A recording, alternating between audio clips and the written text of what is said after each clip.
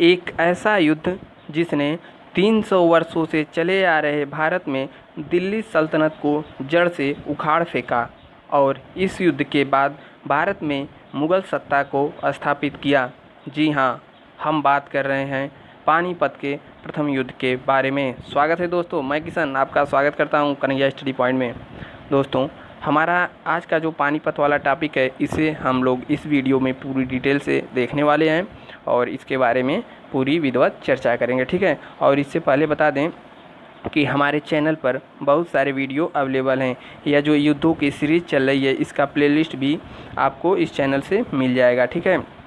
और study material बहुत सारे यहाँ से मिलते हैं। तो शुरू करते हैं आज का अपना टॉपिक, ठीक है। तो पानीपत का प्रथम युद्ध 21 अप्रैल 1526 ईस्वी को लड़ा गया था, ठीक है। और कहाँ पर लड़ा गया था? पानीपत में ही लड़ा गया था। और पानीपत कहाँ पड़ता है? हरियाणा में, ठीक है, भारत में। और इसका परिणाम क्या रहा? इस युद्ध के बाद दिल्ली के सुल्तान इब्राहिम लोदी को पराजय का सामना करना पड़ा और दिल्ली पर मुग़ल शासन स्थापित हो गया, ठीक है। तो इस युद्ध के बारे में पूरी डिटेल से नीचे चर्चा की गई है, आप लोग बस इसे देखते रहिए। और यह युद्ध बाबर और इब्राहिम लोदी के मध्य लड़ा गया था। तो बाबर कौन था और इब्राहिम लोदी कौन था, एक एक नज़र इसके ऊपर भी डालते हैं। तो जो बाबर जो था वह चंगेज खां और तैमूर लंग का वंशज था, ठीक है। चंगेज खां और तैमूर लंग दोनों अलग अलग वंश हैं। इसकी जो माता थी वह चीन एवं मध्य एशिया के मंगोल शासक चंगेज खां के खानदान या फिर वंश से ताल्लुक़ रखती थी, जबकि इसके पिता ईरान, इराक व तुर्की के तैमूर वंश से संबंधित थे, ठीक है। तो यह चंगेज और तैमूर लंग के वंशज था। और जब बाबर 12 वर्ष का हुआ तो उसके पिता की मृत्यु हो गई, ठीक है। और बाबर के पिता का नाम था उमर शेख मिर्ज़ा और बाबर का जन्म 14 फरवरी 1483 ईस्वी में हुआ था, ठीक है। और इसके पिता का नाम उमर शेख मिर्ज़ा था और 12 वर्ष की अवस्था में ही इसके पिता की मृत्यु हो गई थी।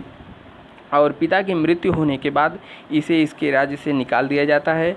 और काफ़ी संघर्ष करने के बाद इस बाबर ने अपनी सेना को जुटाई और 1504 ईस्वी में काबुल पर विजय कर लिया, ठीक है। और इब्राहिम लोदी कौन था? तो इब्राहिम लोदी दिल्ली सल्तनत के आखिरी वंश का आखिरी सुल्तान था, ठीक है। आखिरी वंश चल रहा था लोदी वंश, और लोदी वंश का आखिरी सुल्तान इब्राहिम लोदी था। अब इस युद्ध के पीछे इसकी थोड़ी पृष्ठभूमि जान लेते हैं। 16वीं शताब्दी के प्रथम चरण में दिल्ली सल्तनत की सैन्य शक्ति कमज़ोर होने लगी थी। 16वीं शताब्दी मतलब 1500 से जब स्टार्ट होता है, ठीक है, 1500 1 2 3 99 तक जाएगा तो इसे 16वीं शताब्दी कहेंगे। और इसके बाद 17वीं लगेगी, ठीक है। तो 16वीं शताब्दी के प्रथम चरण में दिल्ली सल्तनत की सैन्य शक्ति कमज़ोर होने लगी थी धीरे धीरे। सिंधु, मुल्तान, जौनपुर, बंगाल, उड़ीसा और अगल बगल के जितने भी राज्य थे अपनी स्वतंत्रता की घोषणा भी कर चुके थे। और वहाँ के जो स्थानीय शासक थे आपस में लड़ने लगे थे। और उस समय पंजाब का सूबेदार कौन था? दौलत खां लोदी था। और पानीपत के प्रथम युद्ध में मुग़ल साम्राज्य को स्थापित करने के लिए उत्तरी भारत में 11 अप्रैल सन 1526 को लड़ा गया था, ठीक है। और पानीपत का ये युद्ध दिल्ली के सुल्तान इब्राहिम लोदी और अफ़गानी शासक मोहम्मद बाबर के बीच में लड़ा गया था। और इतिहास का यह प्रथम युद्ध था जिसमें आधुनिक तोपों, बंदूकों का प्रयोग हुआ था, ठीक है। इसमें बारूद का भी प्रयोग हुआ था। और बाबर ने अपने शासन को भारत पर स्थापित करने की इच्छा को अंजाम देते हुए भारत पर आक्रमण किया और इब्राहिम लोदी को युद्ध में मार करके मुग़ल सत्ता को स्थापित किया, ठीक है। तो पूरी डिटेल से हम लोग देखेंगे। और इब्राहिम लोदी के दमनकारी नीतियों के से तंग आकर, ठीक है, तो उस समय दिल्ली सल्तनत के आखिरी वंश का आखिरी शासक था इब्राहिम लोदी। उस समय उसकी नीतियों और उसके दमनकारी नीतियों से तंग आकर के उसी के राज्य के आलम खां और दौलत खां ने बाबर को भारत पर आक्रमण करने का निमंत्रण दिया, ठीक है। तो इससे पहले भी भारत आक्रमण कर चुका था, लेकिन भारत पर नहीं, भारत के अगल बगल के राज्यों पर, ठीक है। तो इसकी नीतियों से तंग आकर के आलम खां और दौलत खां लोदी ने बाबर को भारत पर आक्रमण करने का निमंत्रण दिया। और मेवाड़ के शासक थे राणा सांगा, ठीक है। राणा सांगा ने भी बाबर का साथ देने का वादा किया। वादा तो करेंगे लेकिन साथ देंगे नहीं, ठीक है। यही कारण है कि पानीपत के प्रथम युद्ध होने के बाद खानवा का संग्राम बाबर और राणा सांगा के बीच होता है, जिसमें राणा सांगा को हार का सामना करना पड़ता है। क्यों हुआ? क्योंकि इन्होंने बाबर का साथ देने का वादा किया था लेकिन बाबर का साथ दिया नहीं, ठीक है। तो अब युद्ध के बारे में पूरी देखते हैं। तो युद्ध नवंबर सन 1517 को दिल्ली के सुल्तान सिकंदर लोदी की मृत्यु के पश्चात उसकी संतान इब्राहिम लोदी को दिल्ली की गद्दी पर बैठाया गया। और उन दिनों भारत निजी स्वार्थ और आपसी मतभेदों जैसी परिस्थितियों से गुजर रहा था।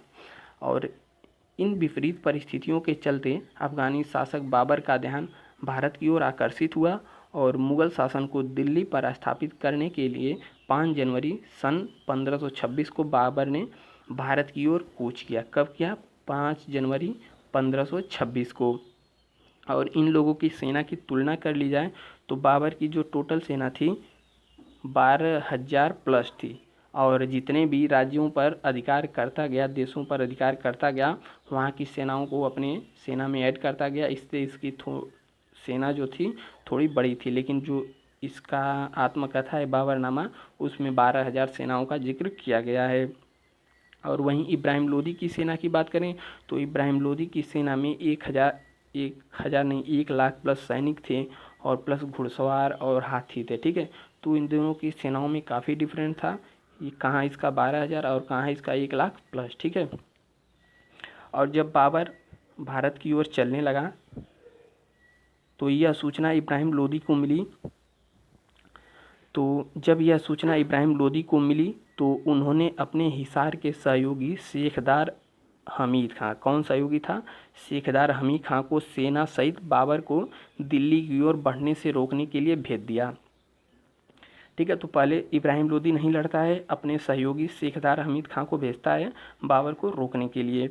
और उधर जब यह बाबर को सूचना मिली कि, ठीक है, उधर बाबर को यह सूचना मिलने पर अपनी संतान हुमायूं को हमीद खां से युद्ध करने के लिए भेज दिया, ठीक है। बाबर की संतान हुमायूं था, दूसरा जो मुगल वंश का शासक था हुमायूं। बाबर ने अपने पुत्र को हमीद खां से युद्ध करने के लिए भेज दिया और यहाँ हमीद खां पराजित हुए। हुमायूं ने युद्ध में अपने रण कौशल दिखाते हुए हमीद खां को परास्त कर दिया, ठीक है। यानी कि जो इब्राहिम लोदी के सहयोगी थे हमीद खां, वह परास्त हुए। और हुमायूं इस विजय के बाद बाबर बहुत प्रसन्न हुआ। हुमायूं की विजय से बाबर बहुत प्रसन्न हुआ। उसने अपनी सेना के साथ अम्बाला के निकट शाहाबाद मारकंडा में अपना डेरा डाल लिया, अम्बाला में। और इसके बाद बाबर को जब यह अपने दूत से पता चला कि दोबारा सुल्तान लोदी की तरफ से उनका सहयोगी दौलत खां लोदी उनसे युद्ध करने के लिए आ रहा है, तो बाबर ने अपनी ओर से मेहदी ख्वाजा को अपनी सेना की एक टुकड़ी के साथ युद्ध करने के लिए भेजा। और हुमायूं की तरह मेहदी ख्वाजा ने भी अपनी बेहतरीन रणकौशल का दिखाते हुए इस युद्ध के निर्णय को अपने पक्ष में ले लिया और दौलत खां लोदी को भी इस युद्ध में पराजित कर दिया, ठीक है। और उसके उपरांत बाबर ने इस युद्ध का निर्णायक फैसला करने के लिए अपने पूरी सैन्य दल के साथ स्वयं ही दिल्ली की ओर कूच कर गया, ठीक है। पहले अपने सहयोगी को भेजे, फिर अपने पुत्र को दौलत खां लोदी से लड़ने के लिए भेजे, ठीक है। तो इनका पुत्र हुमायूं दौलत खां लोदी को भी हरा दिया। उसके बाद बाबर ने अपनी सेना लेकर के स्वयं इब्राहिम लोदी की तरफ कूच कर दिया। और उधर जब यह सूचना इब्राहिम लोदी को मिली तो उसने अपने पूरे सैन्य के साथ दिल्ली की ओर चल दिया, ठीक है। और 11 अप्रैल सन 1526 को पानीपत के युद्ध स्थल पर दोनों की सेनाएं आमने सामने खड़ी हो गई हैं। कब? 11 अप्रैल को। और उसके बाद इस युद्ध में बाबर के सैनिकों की संख्या बाबरनामा के अनुसार 12,000 थे, ठीक है। हमने ऊपर बताया इसकी 12,000 और इसकी सेना 1 लाख प्लस थी। और इब्राहिम लोदी की सैनिकों की संख्या 1 लाख थी, ठीक है, जिसमें अलग अलग हाथी और घुड़सवार भी शामिल थे, लेकिन बाबर की सेना में हाथी नहीं थे। इब्राहिम लोदी का सैन्य बल बाबर के सैन्य बल से काफ़ी अधिक था, लेकिन बाबर ने हथियारों, तोपों और बंदूकों की रणनीति के आगे उसकी सेना फीकी थी। ठीक है, ऐसा युद्ध में पहली बार हुआ था कि जब किसी युद्ध में हथियार, तोपों और बंदूकों सहित बारूद खाने का भी प्रयोग हुआ था। ठीक है, तो पानीपत का पहला युद्ध था जिसमें हथियार, तोपों और बंदूकों सहित बारूदों का भी यूज हुआ था पानीपत के प्रथम युद्ध में। और बाबर के पास एक शक्तिशाली तोपखाना भी था और इसके दो प्रसिद्ध तोपची थे, उस्ताद अली और मुस्तफ़ा खान। और आप लोगों ने सुना होगा तुलगमा पद्धति। तो तुलगमा पद्धति क्या होता है उसके बारे में भी देखते हैं। तो तुलगमा पद्धति, बाबर युद्ध के समय अपनी आधी सेना को दाएं और आधी सेना को बाएं खड़ा कर देता था। ठीक है, और शत्रु सेना पर पीछे से वार करता था। वह छल से युद्ध करता था। बाबर ने अपने उज़्बेकों, ठीक है, उज़्बेक मतलब उज़्बेकिस्तान के लोग से तुलगमा पद्धति का प्रयोग सीखा था और पहली बार पानीपत के प्रथम युद्ध में 1526 में इब्राहिम लोदी के विरुद्ध इस पद्धति का प्रयोग किया। ठीक है, तो तुलगमा पद्धति समझ में आई। आधी सेना दाएं खड़ा करता था, आधी सेना बाएं, और शत्रु सेना पर पीछे से आक्रमण करता था।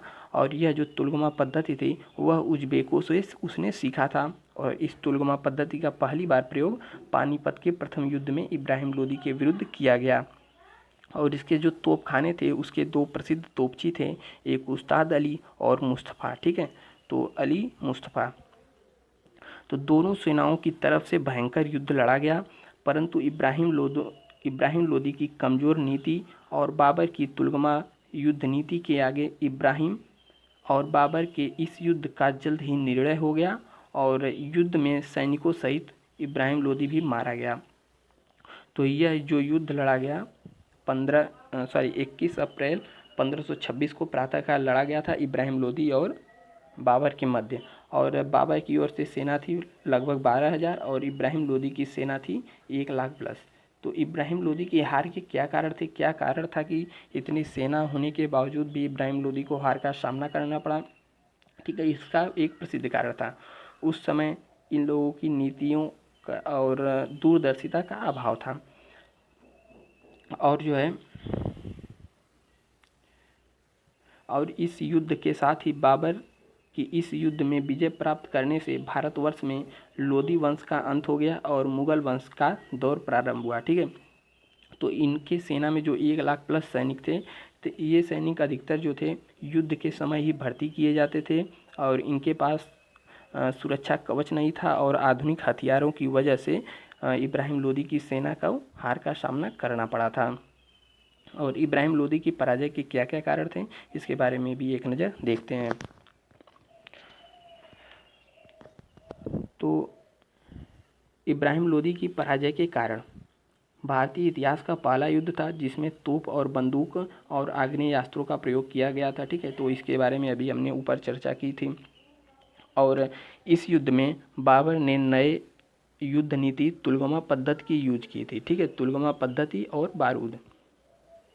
और लोदी की सेना में जो थी नेतृत्व का अभाव था। ठीक है, क्योंकि अधिकतर सैनिक जो थे युद्ध के समय भर्ती किए जाते थे और उसके सैनिक श्रेष्ठ और योग्य नहीं थे। ठीक है, तो ये हमारा था आज का वीडियो। आपको वीडियो कैसा लगा? यदि वीडियो पसंद आया है तो दोस्तों तक शेयर करें और चैनल को भी सब्सक्राइब कर लें। ठीक है, तो मिलते हैं अगले वीडियो में, तब तक के लिए नमस्कार, जय हिंद, बाय बाय। लेकिन यदि चैनल को भाई सब्सक्राइब नहीं किए हैं तो चैनल को सब्सक्राइब कर लें और वीडियो पसंद आया है तो अपने दोस्तों के साथ इसे शेयर अवश्य करें। ठीक है।